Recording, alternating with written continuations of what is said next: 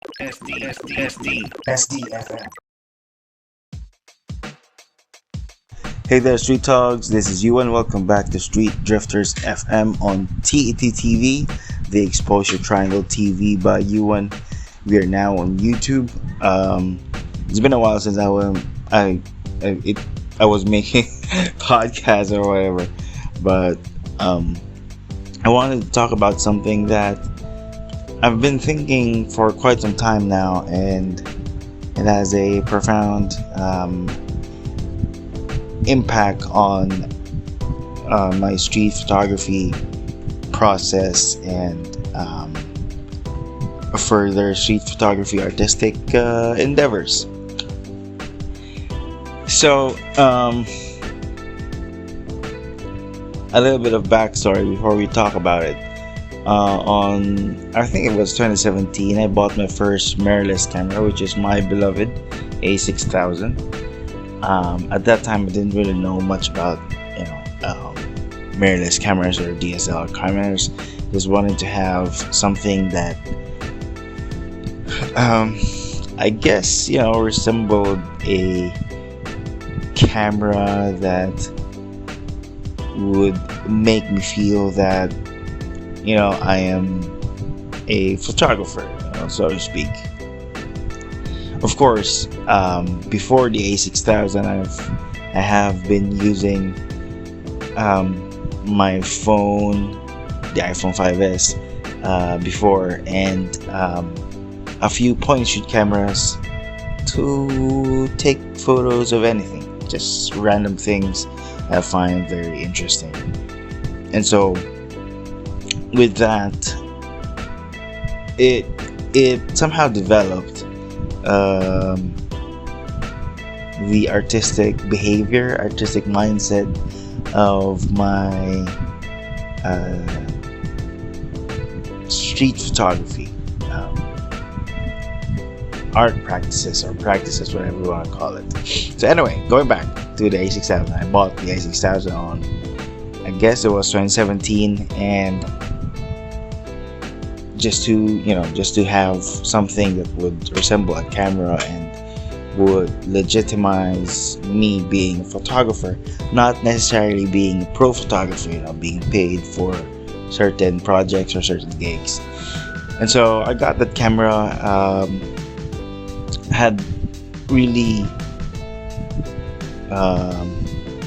fun with it, did many things with the A6000, bought and sold a few lenses, and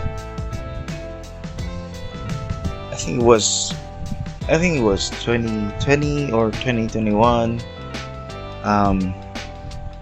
that during the pandemic, that got me thinking, rather rethinking certain things that I wanted to shoot on the street, look for in the street. The goal of my whole street photography endeavor, and so from that particular story, from way before the A6000, like I said, I've been using my iPhone 5S, a few point and shoots, mostly Canon point and shoots, as they were very common, very popular at that time. I realized that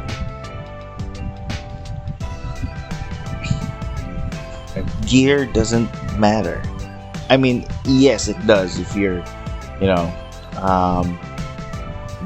if you'd like to print big,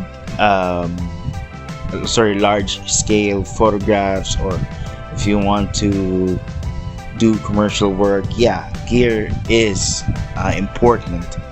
But with my artistic endeavors, or with my street photography endeavors, it has occurred to me that gear is not really that important. I know it's a mess, but hear me out. See, when we talk about street photography, we're talking about the moments. We're talking about being quick out in the street. We're talking about your compositional techniques, your shooting process, your whys and hows, your principles and whatnot, your philosophies, all that good stuff. And for me, and it got me, well, it took me a while to realize this, but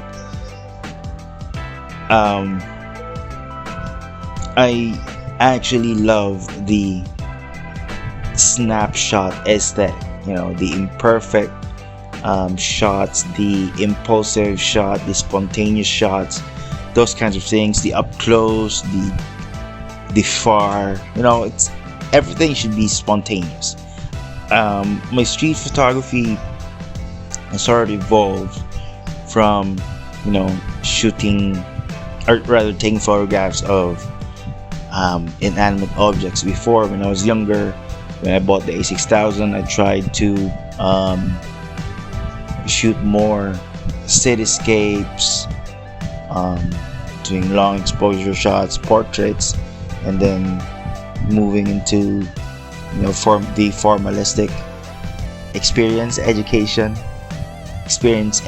and education X of street photography, where you read a lot of books, you look a lot of photographs from famous masters, from your colleagues, and you try to incorporate that to your work.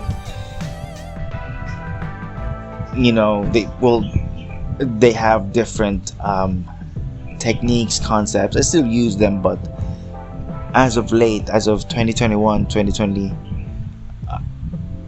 it got me really thinking that I have always had this love for snapshots, and I wanted to create a body of work about snapshot photography. Nothing really special, nothing really mind-boggling, like sometimes I do abstract street photography, but nothing of those nature as of the moment. I'm not sure if you're hearing me out, but for the love of snapshot photography, gear isn't important. I mean, literally, you give me a camera, whatever camera it is, I will use it and shoot it. And then if I want to, just convert it to black and white, of which I always do nowadays. I shoot black and white most of the time. I do still shoot color, but I do prefer black and white, especially high contrast black and white.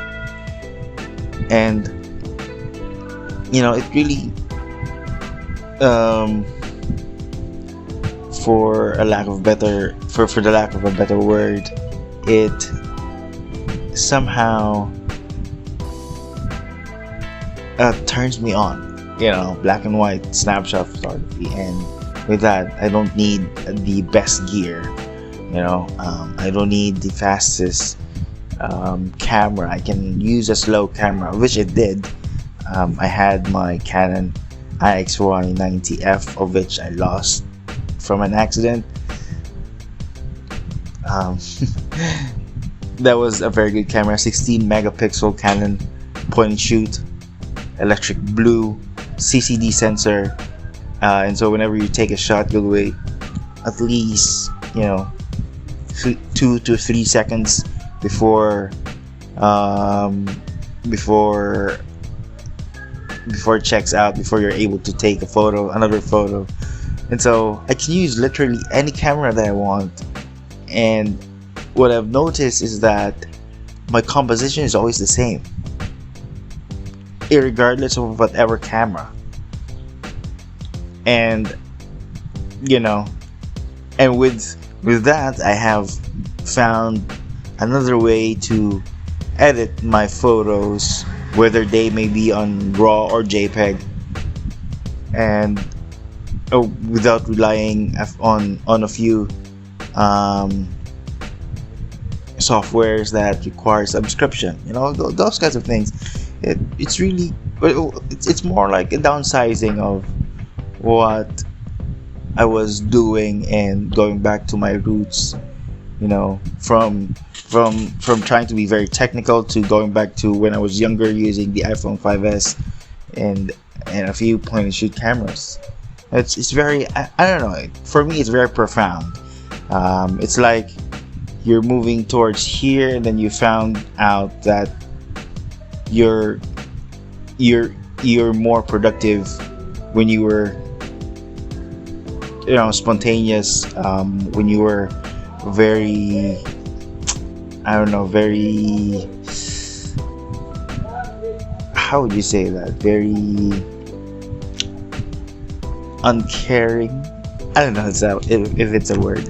Uncaring of whatever you're trying to do, whatever you're trying to shoot at. It's I don't know. I don't know how to put it in words, but I've been doing that quite recently, and it's been doing it's been working just at fine, and I've been making a lot of photographs about not about I've been making a lot of photographs using that particular technique, not thinking too much about it, not being worried too much about it. It's freeing, and I think that's something that is difficult to put into words. So yeah, I don't know, man. I think it's a mess. I couldn't really share it properly, but it's been really doing wonders to my process in street photography. And another thing though, I've been printing a lot of my photographs, just small 3 hours, 4 hours, 5 hours. I'm trying to create a body of work, make a zine in the near future. And so I've been printing a few photographs, and it's been really fun. It's actually highly addictive, printing your own photographs, some of your favorite shots. I don't know, I guess what I'm trying to say is,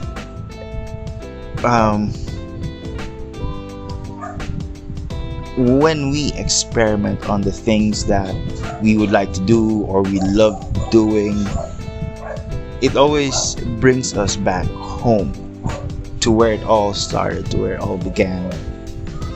And I'll probably expound on this topic a little more in the near future, but what I would say as of the moment is that experiment on the things that you are loving. If you love street photography, go ahead and experiment. If you love painting, go ahead and experiment. If you love music, go ahead and experiment. It will always bring you back to where it all started. And once you experience that, once you have that particular frustration that you're not going any further, you're actually supposed to go back. I don't know, I'm just talking my head here. I think that I'm not really making sense, but I know that I'm not making sense, and it feels very profound in my case. But I'll be expounding about this topic later on in the near future. I'm trying to structure the topics and maybe segment them into different podcasts or whatever. Anyway, yeah, so going back, it's been really profound, experimenting on a few things in street photography, just to find myself going back to where I started. And it's been really freeing. It's been really wonderful. I don't have complaints. I don't need to compete with anybody, really, not even with myself. It's I guess it's a whole new process. It's a whole new mindset for street photography, for whatever you would like to do. I don't know.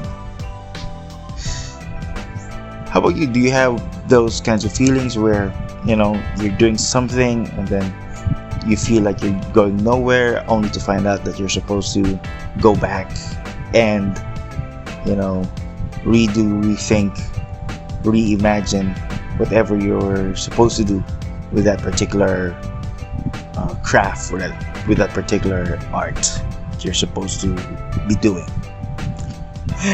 Oh, it's a mess. Anyway, thanks for tuning in, and I'll be seeing you next time. Stay safe out on the street and have a great day. Ciao.